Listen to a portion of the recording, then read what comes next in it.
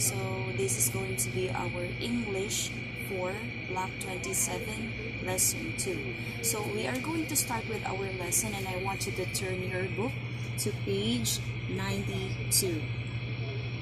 So the title of the story is From Thorn Hedges to Barbed Wire.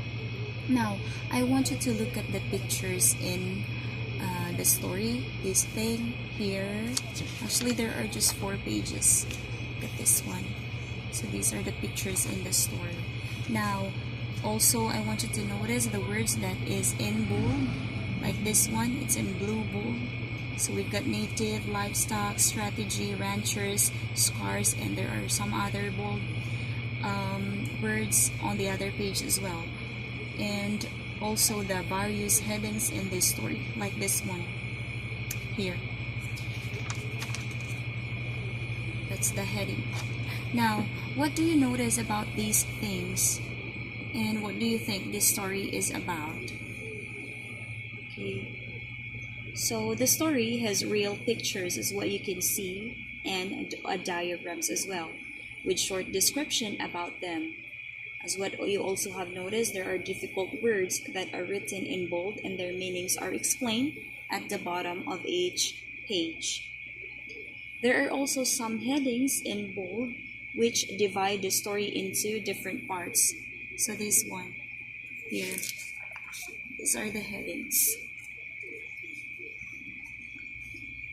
By looking at the title of the story and these features that we have seen, we think that the story is about making boundaries for animals with the help of wires. Children, I want you to know our aim for today is we will read a story from thorn hedges to barbed wire and find out why it is written and how it is different from other stories that we have read so far. Now, children, I want you to follow along with your books as I read a story. Once again, that is page 92. Please be ready.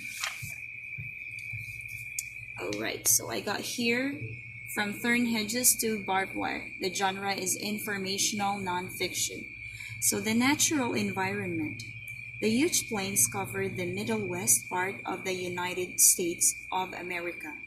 The rolling hills were full of grass as far as the eye could see. The drier areas had short bushes and thin trees. Very few big trees grew in the grassy landscape. At first, only the native people lived in this area. Later, Europeans moved in and settled here. Some people farmed the fertile soil and others raised livestock. Problems. Joseph Glidden was a farmer who lived on the plains. At that time, cows and sheep would often escape and wander away. Can you imagine the problems this caused? Farmers did not want their crops eaten by livestock. Ranchers did not want to lose their livestock, and then they had to chase after them. People couldn't make wooden or stone fences because wood and stone were scarce on the plains. Something had to be done. Farmers and ranchers needed a different strategy. They began to fence in the livestock with the thorny bushes called osage orange trees. Strong thorns circled their thick and straight branches. Livestock didn't want to run into them, so they stayed away. Joseph knew that the bushes made great fences, but the plants took a long time to grow. It was also hard to grow bushes around a large piece of land. There had to be a better solution. He had heard that metal wire was cheap and common. He decided to make artificial thorny bushes from metal. The design. There was a big contest to find the best design to solve this fencing problem. Many people entered their designs in the contest. Both Lucien Smith and Michael Kelly invented artificial thorny bushes, but their designs needed improvement. Joseph studied their designs and thought that he could make a better version of a metal thorny bush. Maybe he could win the contest. So these are the design. Michael Kelly's design and some other designs for artificial thorny buses. The solution. Joseph began making a plan. He knew the wire had to be strong and that the points needed to go around the wire and stay in one place. He also realized that it had be simple and cheap to make. Twisted wire could be cheap, but how could he twist the wire? Joseph's wife had an idea. She used the handle of the coffee grinder to twist the wire. That was the key. Joseph twisted two wires together to make the branch. Then he twisted another wire the other way around it and cut off the edges to make a sharp point. These were like sharp thorns. He did it. The design was not exactly like thorny bush he had imagined, but it was close enough to work well. His design won the contest and is still used today. So look at this one. We've got the branch and thorns. So if you see it, this is really familiar to us, especially for those people who have gates. This is actually what we call right now a barbed wire.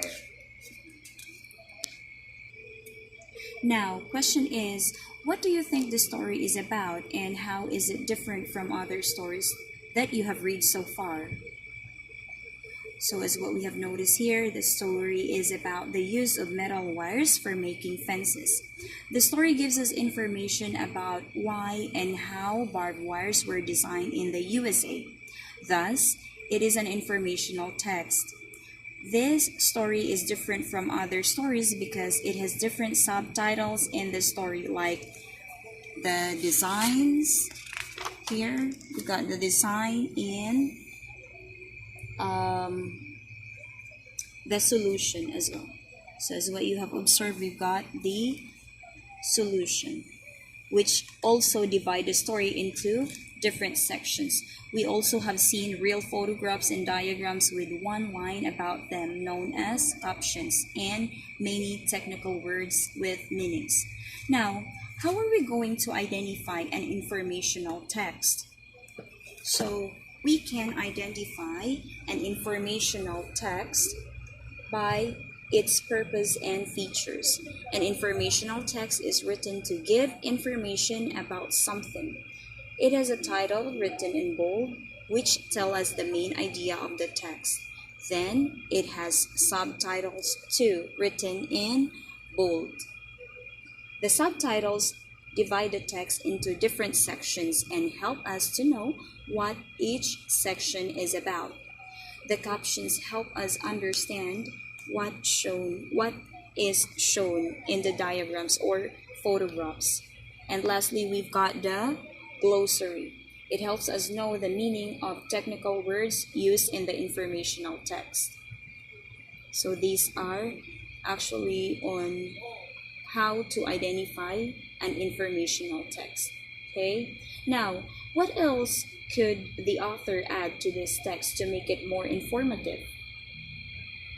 So perhaps the author could have shown a map of a region or added a flow chart for the steps Joseph had followed to come up with the final design to make this text more informative. So if you have some questions or clarification so far with the lesson, you just need to you can ask questions anytime. And thank you so much for watching.